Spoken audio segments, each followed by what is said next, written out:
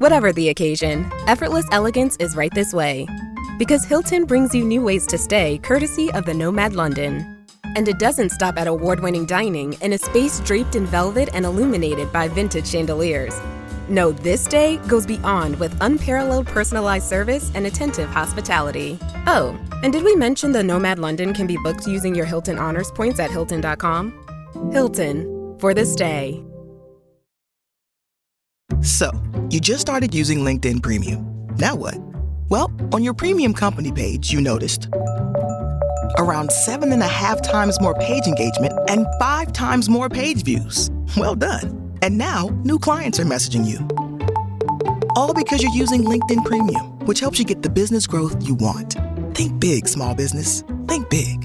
Start your free trial at linkedin.com/premium small business. That's linkedin.com/premium small business.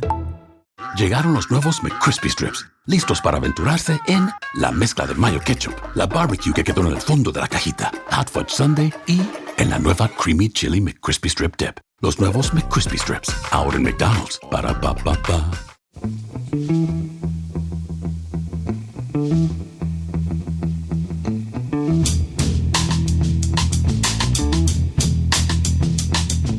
Hello and welcome to The Price of Football, the show that looks at the money behind the beautiful game with me, Kevin Day, and Liverpool University's Kieran Maguire.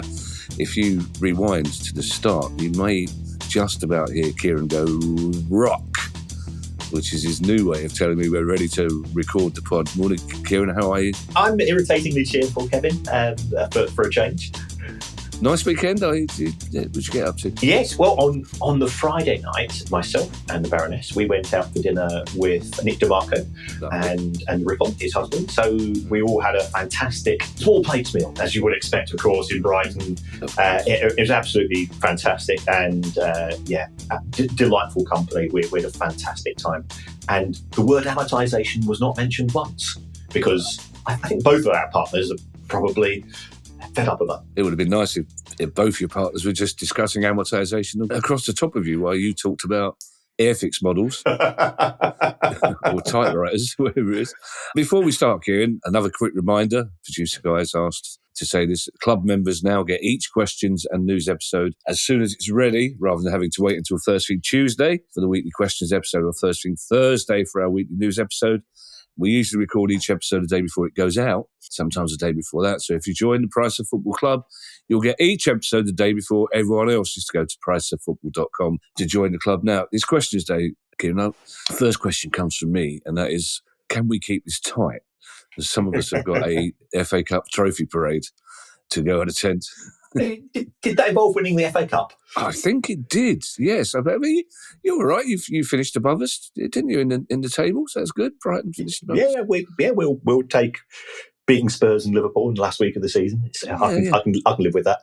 I believe you were 8th, were you not? Which is yes. Traditionally a European place, but something occurred. I can't believe it's taken you all this time to rub that one in. It's what we call the dream scenario, Kieran. None of us thought it would happen, to be perfectly honest. The only reason I went to a fancy football do on Saturday, and so many people said to me, you were ever so polite, you barely mentioned the FA Cup. And I thought, well, I'll have to rectify that then. Also, I've got a question for Tottenham fans, and that is, where do we send a cheque? Because it's very much appreciated, Tottenham fans singing Crystal Palace have won more than you. It is questions day, Kieran, but there's one big news story which I will pose as a question, and that is I'm not convinced it was as bad a refereeing mistake as Aston Villa are claiming, but how much that's cost them a lot of money, that refereeing mistake, Kieran, and I believe there are rumours that Villa might try and take this further. Well, Villa have certainly, as far as we're aware, put in an official complaint to PGMOL. Yeah, I've been on various WhatsApp groups. I've now got a special silver-tongued WhatsApp group, and I think the consensus is it's possible but not probable that Aston Villa could put in a claim for compensation. You would have to prove, first of all, that Aston Villa would have won. With down to 10 men and so on. There's no guarantee of that. It's an honest mistake as far as the referee decision is concerned, rather than negligence. And for negligence, you have to have three elements. You have to have a duty of care. You have to prove that there's been a breach of that duty of care, and you also have to show that the claiming party has suffered loss.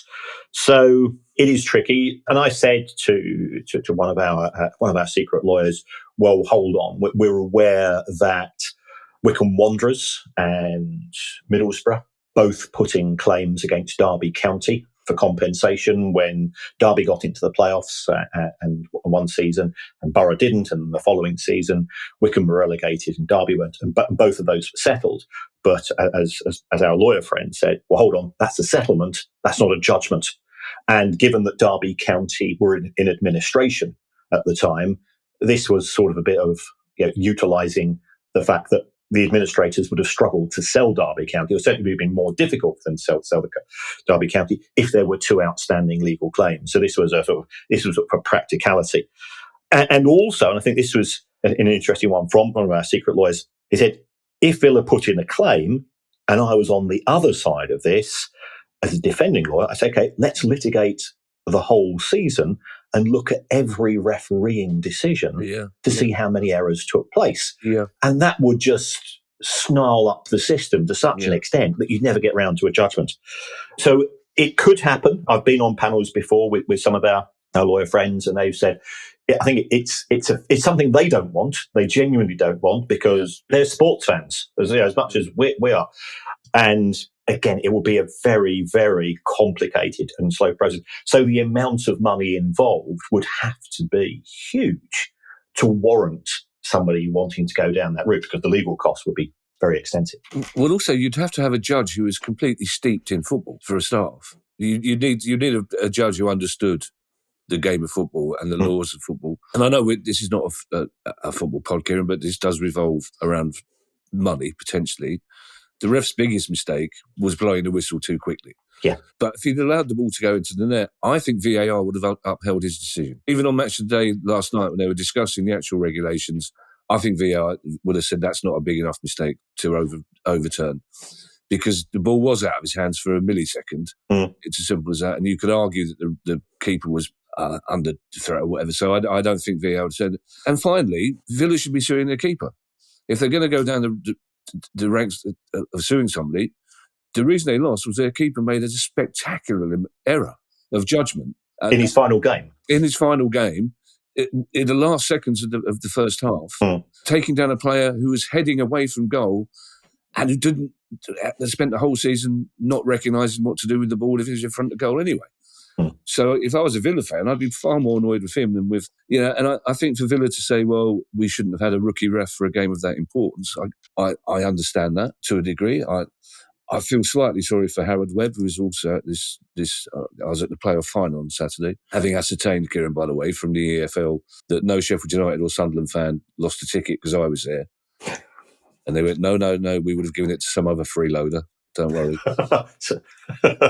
Howard Webb was there, and I was dissuaded by someone from the EFL from marching up to Howard Webb saying, where did you get 10 minutes from? 10 minutes? But he seemed to be in a cheery mood, but obviously he won't be in such a cheery mood this morning. I also got to shake the hand of Jim Montgomery, which for me was, he didn't know who I was, and I think he was a bit baffled, because I just wanted to tell him that he was the man who made the greatest save in the history of football ever. Forget Gordon Banks. Yeah. That double save. Go along with that. So I was just a kid again. I was just a little 10-year-old kid again. It's Jim Montgomery. Let's get on with questions, Kieran. Absolutely. And the first one comes from Oliver Spears. And Oliver says, you mentioned recently that Premier League clubs currently owe billions of pounds in transfer fees to clubs outside the Premier League. I don't know if it's quite as much as that, Kieran, but certainly a lot. Because of the interconnected nature of these payments, you highlighted how the failure to make one could cause a cascading failure across all teams. This is true. However, I assume you know that under UEFA regulations that are documented into these loans, any failure by one club to pay another club specifically for the purpose of transfer receivables will automatically result in the said club being suspended from playing football. That's why in many markets these receivables are regarded as super senior, in that it is the one payment that cannot be reneged on. Would love to get your opinion on this. I don't know if these payments are being reneged on, Kieran, are they? They're just presumably most of them are pre-negotiated instalment payments. They are, but just like all loan payments, people can fail to make the correct amount of money transfer on the correct date. As you were saying, you're at the playoff final on Saturday. And one transaction which has gone under the radar this season is that Sheffield United have had a 2 points penalty for failing to pay transfer payments on the due date. So this is indicative of the EFL taking the situation very seriously, as do all the football authorities. And also in the case of football clubs going into administration, and this is something which really hacks off HMRC, you have the football creditor rule, where money which is owed either to another football club for outstanding transfer fees, or also for players, is my understanding, that has to be paid in full before the club comes out of administration. And in the case of Derby County going into administration, for example, Derby owed money to other football clubs for transfer fees. That was paid in full. HMRC, which in theory now is a superior creditor, a preferential creditor, and should get 100%, was persuaded to take just 25% of what it was owed to it on the grounds that if you don't, the club will go bust. And therefore, it's better to have 25% of something than 100% of nothing. So, yeah, Oliver is right. And I think we have mentioned on the show that whilst we have been critical of FIFA in particular and UEFA on occasion with regards to some of the ways that the organisations conduct themselves, FIFA are absolutely hot when it comes to payments of transfer fees, and they will impose sanctions on clubs that fail to make them on time because of this fear of contagion, this fear of the domino effect. I mean, the Premier League clubs, based on my calculations, owed £3.6 billion in outstanding fees. And also, just going back to what Oliver said, UEFA can impose suspensions in terms of international football, but not necessarily domestic football, because that would have to be determined by the individual football association. But there are quite a few clubs that have been on the receiving end of sanctions from UEFA for this, and UEFA have hit them quite hard, unlike their treatment of Barcelona for their multi-hundred millions of pounds of excess, where they got a few €100,000 fine, which appears to indicate that for first-time offenders, the new squad cost control rules, UEFA is taking a very light touch. My apologies to Oliver. I thought you might have been exaggerating slightly with saying it's billions, but you said it's 3.6 billion. Just on the HMRC thing, Kieran, I've often wondered this. I understand the logic that the football club may go out of business and they will get nothing. I get that. But are there other businesses that are saying to HMRC, sorry, we've got internal people to pay before we pay you? Because it strikes me that HMRC would take the view that they should be the number one priority. Because essentially, if a football club owes HMRC tax, then they owe me and you money. Correct. And remember, that tax has already been deducted. Yeah. From, if under the PAYE system, if I'm a footballer in the championship, the average wage in the championship, 14 grand a week. So let's say that I'm paying 4 grand a week in tax. That money has been deducted on your behalf by the football club, and the football club acts as literally as a collecting agent, and it is the football club's responsibility to hand that money across. So if the football club is using that money for other purposes, which that is denying everybody that's listened to this show, certainly as far as the UK is concerned, yes, it is effectively theft from other taxpayers. So it is a sensitive issue. There has been certainly working in insolvency way back when it was always a huge issue. I think the problem for HMRC is that you're dealing with tens of millions of individuals with regards to their tax, and hundreds of thousands of trading entities as well.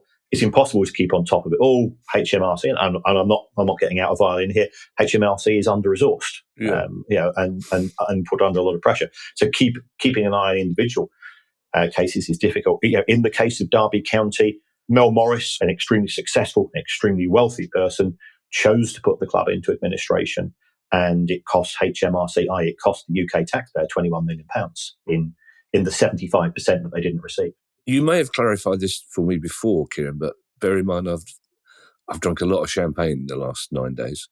So it's quite a few things pre-FA Cup will need clarifying for the rest of my life. But if a football club does go into administration and doesn't pay HMRC the full amount of tax owing, that still means the players, though, they've paid their tax in full as far as HMRC are concerned. So there's no knock-on effect on future pensions or anything of that sort. No, because PAYE has been deducted from the player's wage, and also that of other staff members, of course. Yeah. So therefore, the individual has done nothing wrong, and that's that is the good thing about the PAYE system, that we all can prioritise things other than paying the tax, and I absolutely get that from a corporate point of view. But it does mean that the individual won't face any sanctions, and just because an institution goes into administration, it doesn't mean that HMRC will come after the individual player or the individual employee for the money which has not been paid across. Yeah, do you know what, Kieran? I love my job, but I really miss PAYE. Things were so much easier when somebody was taking your tax off you at source. John Dinsdale, if John is listening, and I hope he is, I'd like to say thank you to John, because I thought we were running out of FFP reach around. John's come up with another lovely PNS reach around. And John said, if a supporters club donated or bought Euro Million lottery tickets for the benefit of their club and won the €100 million jackpot, would that bypass all FFP regulations? I mean, it's a risky way of making money. You might as well say let's bung it all on the favourite in the 3:15 at Linfield. That's right. Yes. I mean, I can't see Eddie Howe popping down to the nearest offie and saying, "Give us 5 scratch cards, bud. If we win, it's going to the club." If it's supporters club, it's not a related party as such if it's completely independent. And it's the same here for an individual. If an individual did win a lottery and wanted to put money into their football club, well, we saw that in the case of Partick Thistle Football Club, where a fan won £150 million and therefore effectively bought the club. Yeah. So yes, these things can be done, and very sadly, he passed away shortly afterwards. But the simple answer is yes, it would be deemed to be a donation. Now, how that would be treated under the handbooks of both the Premier League and the EFL, we'd have to go really into the small print. But I don't see why you couldn't make a donation from a fan. Well, we've had this discussion because on a separate project, if you recall, I sent you across Manchester United's accounts from 1974. Indeed, yeah. Which include donations from supporters clubs as part of the club's revenue. Yeah, incredible. And the £2,000 a year TV broadcasting money. That's right, incredible. I suppose instinctively, though, to answer John's question, it wouldn't matter whether they won it on the lottery or not, really. If it's going to be treated as a £100 million donation. It doesn't matter where that money came from, does it? That's right. So if it was a substantial amount of money, what I suspect the Premier League would say is we need to follow source of funds, because if the money came from an account in the British Virgin Islands, and it just so happened that your owner has a number of companies based in the British Virgin Islands, it's sort of seven stages of separation from Kevin Bacon to a certain extent. You'd have to be able to go and provide indications that you are completely independent of the football club.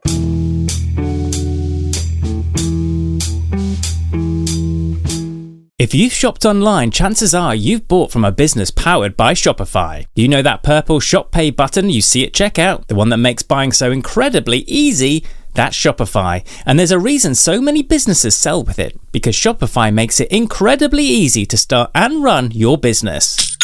Shopify is the commerce platform behind 10% of all e-commerce in the US. Sign up for your $1 per month trial and start selling today at shopify.com/promo. Go to shopify.com/promo.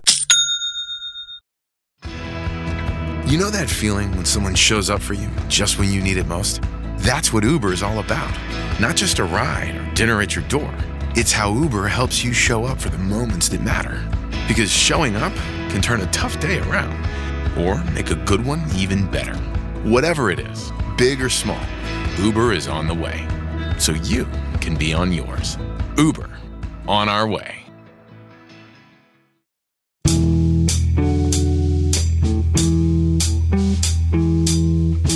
Tim Kehoe has a question that we have discussed, Kieran, but because we have a lot of new listeners, I'm always happy to go over basics, if you like, every now and again, just to remind us of the rules. And Tim says, I'd be interested to know what happens to a player's wages if they suffer a long-term injury that leaves them sidelined for a substantial period, say a whole season, for example. Does the club honour those wages in full, and does the club have insurance to fall back on? Right. I think it would depend on how the injury was obtained. So I'm trying to remember, was it Nicholas Bentner? There was a player who had a clause in his contract which prohibited him from going into space. Yeah. And there are other, I'm name dropping here, but I was in studio with Paul Scholes 2 weeks ago and used to play cricket against Paul. Yeah. But when Paul got to 16, Manchester United said, you're not playing cricket because we don't want to run the risk. He is an amazing talent as far as football. So how was that injury incurred? If the individual was effectively in breach of contract because under the terms and conditions of employment, the club had said, there's things that you can't do, skydiving, skateboarding on a half pipe, or whatever it's going to be, and you suffer an injury from that, then the club might say, well, hold on, clause 14, part 3, it says you can't do this. If, however, the injury was incurred, and I suspect this is where Tim's coming from, if the injury was incurred as part of the day-to-day, week-to-week obligations of the player in terms of training, playing football, preparation for matches and so on, then it's an industrial accident in effect. So the club is responsible for paying the wages in full.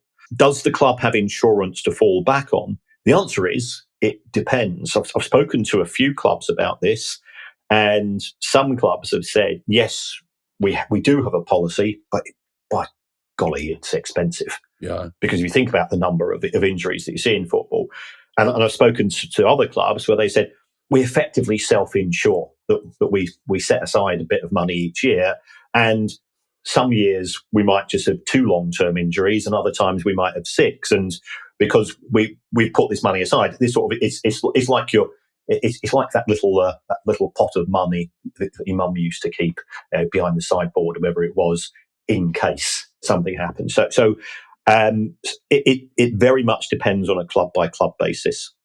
And also, from what I understand, is that there's a standard, I think there's a standard insurance policy which exists for players that clubs have, but it doesn't pay out very much. So it fails to cushion the blow. From the player's point of view, there are complications because, as we know, the vast majority of player contracts these days are highly incentivized.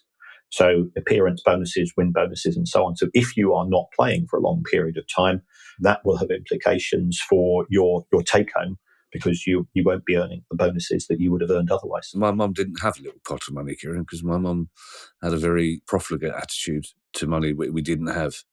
Essentially, unfortunately, genetically, that's my dad's attitude didn't pass down to me. I remember my dad's fury once because she'd worked out there was a particular place on the gas meter that if you knocked it hard enough, it would open. And he went to empty the gas meter, and she'd just put the same 50 pence in over and over again, basically. But also, she never quite got down. When she got a checkbook, Dad had to take it to the bank to give it back because she couldn't get her head around the fact it was her money that she was spending the check, basically. I believe, talking about space gear, I believe Bobby Zamora once had a clause in his contract that he wasn't allowed to launch the ball into space. Was that correct? I think Bobby Zamora scored the winning goal in playoff finals on at least 2 occasions. Did he? Yeah. Oh, England's Bobby Zamora, as we refer to him as. Yeah, of course. Yeah. Playoff finals. They're quite important games at Wembley, aren't they? Do you remember David James missed, I think, 3 games because he'd stayed up all night playing video games with his leg up on and got a kind of DVT type thing. So I can't imagine the club would have paid his wages for an accident that's entirely his own fault. Well, then it becomes a broader issue. You want your staff to be motivated. You want your staff to be playing at 100% efficiency. Yeah. So if a player has done something like this, clubs will take a view. But certainly, we do hear about incidents which result in clubs effectively suspending players for their behaviour. And I've got to say, at Brighton, they've done that with João Pedro. He had a scrap. If I was going to have a scrap with somebody, a 6'4" Dutch centre half probably wouldn't be the first thing to consider doing. But he's been suspended from play by the club for the last 2 games. And whether that also involves a financial penalty, only the club will know. I imagine his thought process went along the lines of 6'4", and then Dutch though. Normally a peaceable race, aren't they? Sam Flowers has a question. Should have gone tulips then. Dutch tulips, flowers. Sam Flowers has a question that I think you'll enjoy asking, Kieran. Again, we have discussed this, but so many people, even at high levels of the game, are asking me at the playoff final about this. The amount of times I said on Saturday, I'm the wrong one. The other one, I don't know where the other one is. I made it out to be an international man of mystery. I think I told everybody a different story about where you were, to be perfectly honest. But people asking me how this works. So I think it's something we should be clarifying. And basically, Sam Flowers says, I have a question about Chelsea's sale of the hotel to a related company. How can the sale be put? I'm going to. This is clearly the tone of voice that Sam used when he was asking this question. How can the sale, Kieran? How can the sale be put against expenses for PSR if to a related party? Is this likely to stand up in the long term? And I also wonder if there's any risk of transfer pricing. Well, Chelsea have had to reduce the profit on the sale of the hotel by £6 million. So the Premier League have investigated. They've said, we think you've been at the upper end, beyond the upper end of what's an acceptable fair price for selling the hotel. Is it allowable in terms against the expenses? And this is something which we're trying to work out, because I think there's been one or two eyebrows raised as to, are Chelsea still getting the benefit of the revenue from the sale of the hotel through a management charge or something like that, as well as the profit from the sale of the hotel itself? And that is something which I guess they are in discussions with the Premier League. So how can the sale be put about expenses for PSR to a related party? Because the rules of the Premier League have been either A, incredibly poorly drafted to allow this, or when there have been opportunities for Premier League clubs to vote to veto this, as we have in UEFA, as we have in the EFL, clubs have made the decision to say, we see this as a get-out-of-jail-free card. Yeah.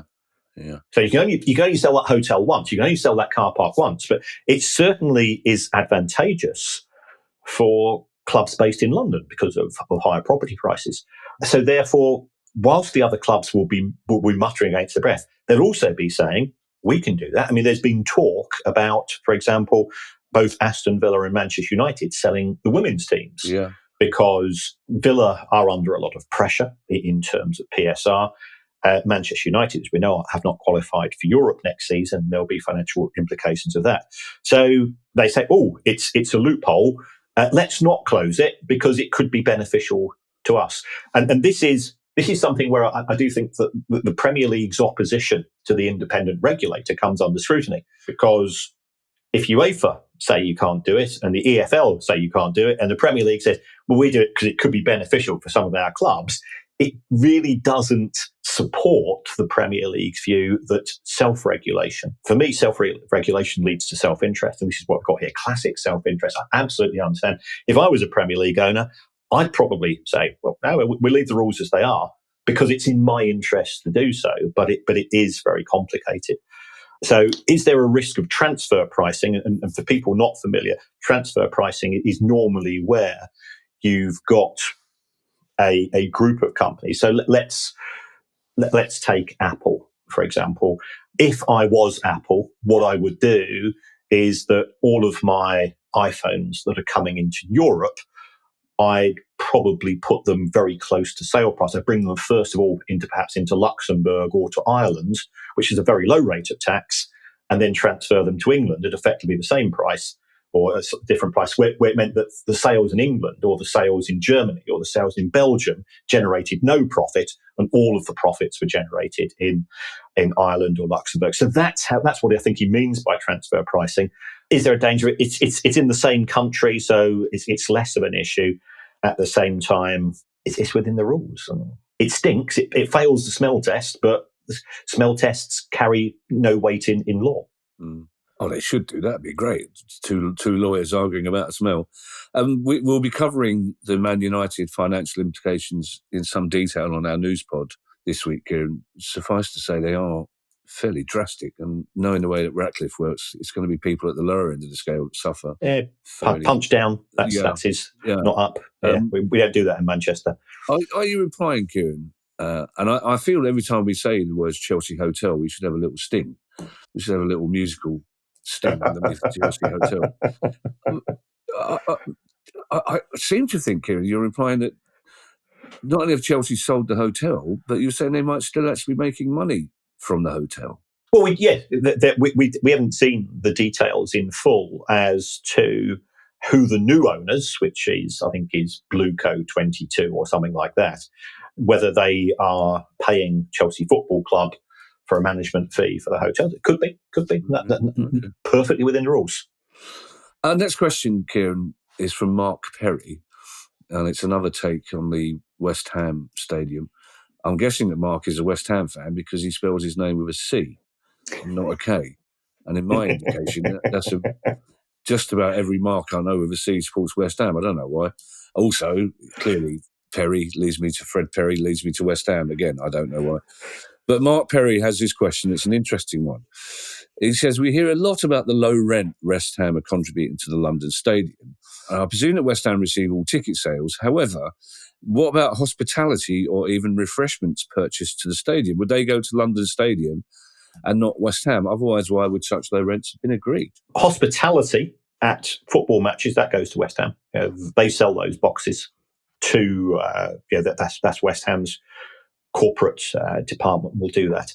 As far as refreshments are concerned, I think that is outsourced, and I think that money actually goes to the council. But all the West Ham fans I know tend to say we don't use it because we'd rather go to a local boozer, get to the stadium as late as possible, and leg it because the atmosphere is so anodyne that it's not really worth putting up with. So why would such low rents have been agreed? I mean, the problem we have here, Mark, is what are the alternatives? Who else is going to rent out a 60,000 capacity stadium, which is being set up for sporting purposes? There's a limited number of football clubs. It's certainly too big. I mean, Leyton Orient were in discussions, I believe, at one stage, but that would have been, wasn't it Queen's Park that used to own Hampden?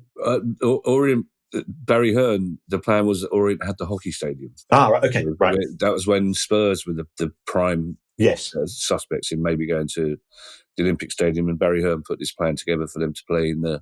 Yeah, I think what you've got to do here is to say Karen Brady's played an absolute blinder for West Ham. It's a very, very long-term rental agreement. I think it's 250 years at a low rent. And certainly the costs of converting it to athletics and then converting it back are borne by the council. The maintenance costs are borne by the council. It's an absolutely awful deal from local government in there. But and there was I was looking at Companies House last week, and I think the ownership has now been transferred to another part of the Greater London authorities. But it's still not good for the London taxpayer. It's slightly sad, I have to say, Kieran. I know a lot of West Ham fans agree with me. Is that if you find yourself there during the week, there's no sense of West Ham there. No. And it's like in other circumstances, if I'm travelling to, I can't think of any cities that I haven't been to the stadium, but if I was travelling around and I'd say I found myself in Colchester, I'd go, I might have a look at Colchester Stadium. And you go there and you go, okay, the club shop's open. There's always somebody wanting. You go to the West Ham Stadium, there's no sense at all that it belongs to Whereas up to par was fantastic. Now, our next question, Kieran, comes from an old friend of the show, Lincoln Pigman. But in all the time that Lincoln's been sending questions in, he hasn't mentioned he's a Brighton fan. So here's a question from a Brighton fan. I was hoping the question would be, what happens if Brighton finish 8th and Palace win the FA Cup? Do we get into Europe? So I could say, well, the answer is, I'm afraid, Lincoln, no, you don't. Which probably makes you regret all those songs you used to sing about, have you ever seen Palace in Milan? Which, of course, you would have done because we beat them in the Anglo-Italian Cup in 1973, I think. You've done a lot of research for this podcast. Yeah, no, that's the fact we know. I think it's 73, it might be 71. But when you're as strapped for glory as we used to be, you take your success where you can get it. But this is an interesting thought from Lincoln. I think I know the answer to this question as well, Kieran, to be perfectly honest. But Lincoln says that his regular trek to home games past the University of Sussex campus has recently made me wonder to what extent clubs care about students, either as match-goers or merchandise buyers. Are students too cash-strapped to matter to clubs, or is there actually value, real or perceived, in targeting them? It's an interesting one because many students are transient in individual cities. I've been at university for a long, long time as a student and then as an academic. It used to be the case that when I was an undergraduate, I could go to the student union and I could get discounted tickets from the student union for both Old Trafford and, of course, in those days, it would have been Main Road. I'm also aware that some clubs do have, and I think I applaud this, they say, we've got ticket prices for under 10s, under 16s, under 18s, but some clubs also actually have an 18 to 21-year-old, because if you're employment, the chances are you're starting off your career, you're not going to have that much money. And this is targeted. So students are indirectly caught within that. There are some relationships between individual universities and local clubs via the student guild or the student union, which does allow them to get access to tickets, especially for those universities and those clubs that are not in the Premier League, where there are spare seats, for want of a better phrase. But remember, the students are there for, if you're at Oxbridge, 22, 24 weeks a year, other universities for longer, of course. So it very much does vary.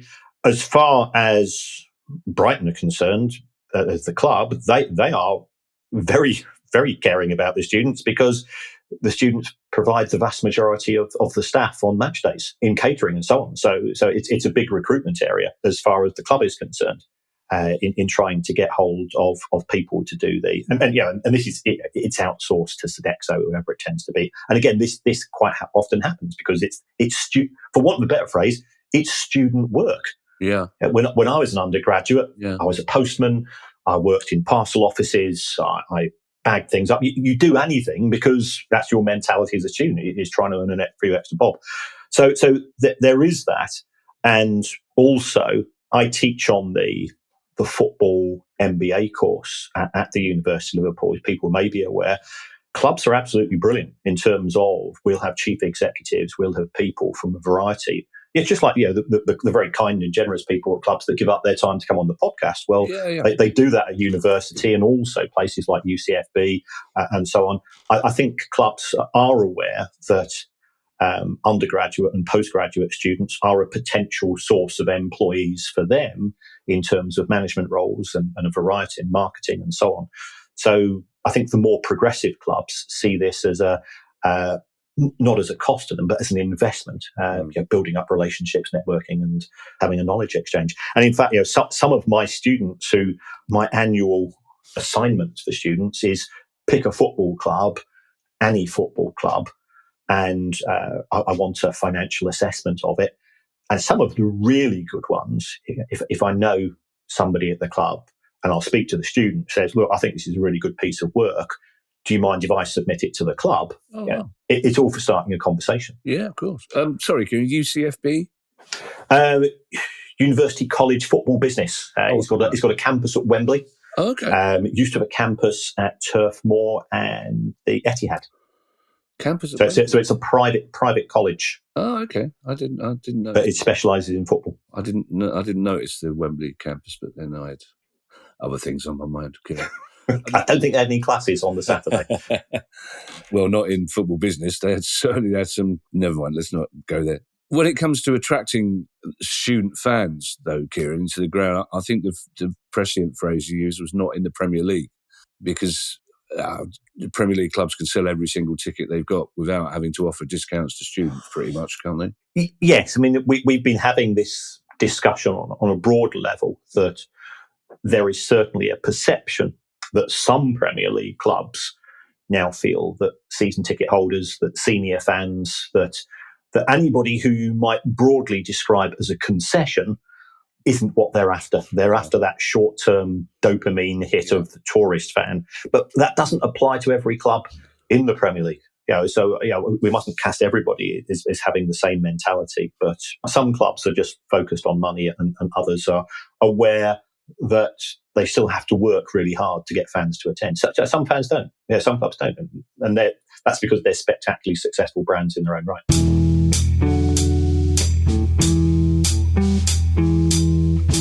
At Capella University, you can learn at your own pace with our FlexPath learning format. Take 1 or 2 courses at a time and complete as many as you can in a 12-week billing session. With FlexPath, you can even finish the bachelor's degree you started in 22 months for $20,000. A different future is closer than you think with Capella University. Learn more at capella.edu. Fastest 25% of students. Cost varies by pace, transfer credits, and other factors. Fees apply. Ryan Reynolds here from Mint Mobile. I don't know if you knew this, but anyone can get the same premium wireless for $15 a month plan that I've been enjoying. It's not just for celebrities. So do like I did and have one of your assistant's assistants switch you to Mint Mobile today.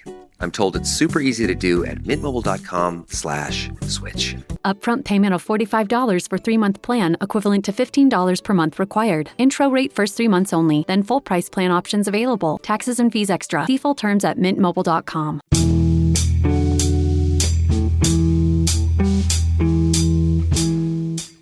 Neil Peters has our last question, Kieran, and it's a question I think football fans up and down the country have been asking.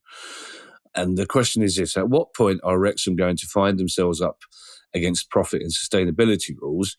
And is there a glass ceiling for their model as they march up the leagues? And I think this question reflects the fact a lot of people are not fully aware. I mean, Wrexham have already been up against P&S rules, but a lot of people don't realise that they change substantially once a club gets into the Championship, don't they? That's right. In the EFL League One, Wrexham are allowed to spend 60% of the revenue the club generates on player wages, and they are within that limit. But now that they've been promoted to the Championship, and of course, congratulations for that, they will now be assessed on the Championship rules, where the EFL will say, right, we're going to take a look at your last 3 years' worth of results, and you're allowed to lose a PSR £39 million. The good news for Wrexham fans is that they are well within that. They've been losing sort of £3 to £4 million a year. But people might say, how on earth can they lose money given the amount of interest that they have? And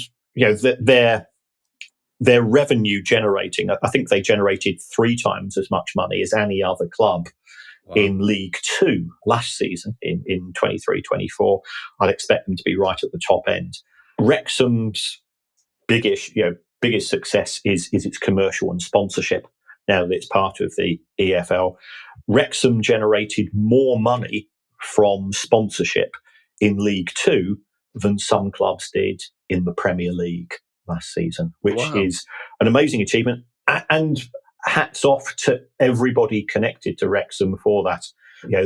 They have very much leveraged on the documentary, but you should do that. Yeah, of course. It's absolutely so. So I know there's a bit of sniffiness towards Wrexham, but it's I think it's envy, because everybody would have liked Reynolds and McElhenney to come to their club as an alternative, and they chose Wrexham, and they've done spectacularly well. But they've got no issues, in my view, next season in the Championship.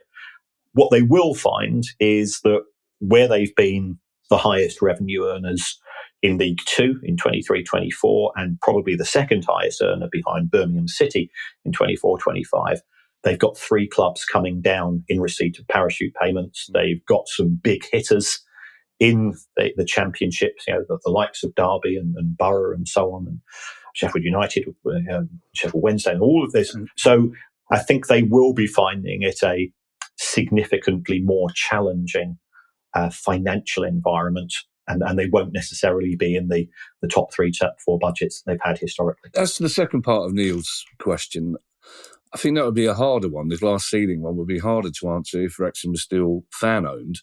But I guess if you've got very wealthy owners, there isn't a glass ceiling, is it, for a club like Wrexham? I guess you could argue it's the same glass ceiling that applies for clubs such as Aston Villa and Newcastle, who are owned by billionaires. Reynolds and McElhenney are multi-millionaires. Yeah. But there is a step up in the sense that there's a limit to what owners can put into the club. And Wrexham's owners have not put money in. In fact, they make the money from the documentary goes to the owners, not the club itself. But certainly the additional sponsorship interest is there. Trying to convert that into a global interest as opposed to what is mainly United States interest, I think will be challenging. And sponsors and commercial partners still want to put their product alongside a big jug. And once if Wrexham get to the Premier League, it becomes that much more competitive. Thank you to everyone who's joined the brand new Price of Football Club. If you'd like to join the club too and get ad-free listening and invite to our monthly Q&A sessions, bonus episodes, and much, much more, then go to our website, priceoffootball.com. If you have a question you'd like answered on the show, email us at questions@priceoffootball.com. Don't forget you can follow us on Twitter X, and you can find us on YouTube. And if you'd like to buy one of our excellent books or even the Price of Football t-shirt, it's back. You can find all the details on the same website, priceoffootball.com. We'll be back on Thursday with an in-depth look, as I say, into how Manchester United's finances are affected by European failure and how Tottenham's are affected by European success. In the meantime, though, I shall hand you over to Mr. Kieran Maguire for his customary farewell. Well, as always, thank you for everybody that has given Kevin had a great day out on Saturday. I was at a cookery course, and so it's now confession time. I was honing my big green egg skills, and anybody that's a middle class barbecue fan will know exactly what I'm talking about there. So unfortunately, I was gutted. I was going along with some other people. We booked it in advance, but thank you to the EFL in particular for the very kind invite to the Championship final. It would have been great to see Brighton Hove Albion's Tommy Watson scoring the winning goal. Because it's probably the first. It's a long time since a Brighton player scored a winning goal at Wembley, I can assure you. There's lots of other ways that you can support the show. If you're not a member of the club, again, we stress, there's no obligation to even think that you need to join the club, but you do get lots of benefits. And that's to give us a review. Pop onto that app and just write whatever you want. So you could even say you would rather have the show presented by the king of rock himself, Tommy Vance, and the boy Gary Lineker, because he's got nothing to do. No, he's got absolutely nothing to do now, has he? Did you see Match of the Day last night? I did. I was filling up. It was the type of stuff that the BBC does spectacularly well. I'm with you. I had been out at seeing a show which involved a bottle of wine, but both Ali and I were welling up, and as was Gary. Yes. I've known Gary for a long time. You used to work with him on Match of the Day. Unofficially, I used to write his ad-libs for a long time, basically, on all sorts of anything he presented. I used to write ad-libs for him, which is a strange thing to do. But I've known him for a long time, and he's very good at his job, and it's quite hard for me to see him being so emotional. But I'm pleased it was Shearer and Micah Richards, because he loves them both. And like you say, the BBC, when they put their hand to it, they do those sort of things better than anybody else. As for the big green egg, Kieran, it all sounds a bit Dr. Seuss. For me, I'm pleased to say that I don't know what you're talking about, so therefore I'm not a middle-class barbecue fan. What's the big green egg? It's a very large ceramic barbecue. Oh, is it? As opposed to the metallic one. So it acts like a giant oven. If you're a barbecue nerd, which I'm a nerd, full stop, as everybody knows. Of course. It's a dweeb's delight. Say no more than that. Can you barbecue quinoa? Does that work? You can. Can you? Yeah. You can barbecue anything. That's our catchphrase for this week. You can barbecue anything. There was sausages last week, and this week, barbecue. You can barbecue anything. We did. Well, on Saturday, we barbecued peaches. Get out of here. Cut them in half, a little bit of olive oil on the bottom, sear them on the barbecue, serve them, flip them over so the skin falls off, and then you serve them with vanilla ice cream and a little bit of toasted almonds. Kevin, it's heaven. Well, I was drinking free wine courtesy of the EFL, so we both had a productive Saturday then, really, didn't we? Bye, everybody. Bye. The price of football.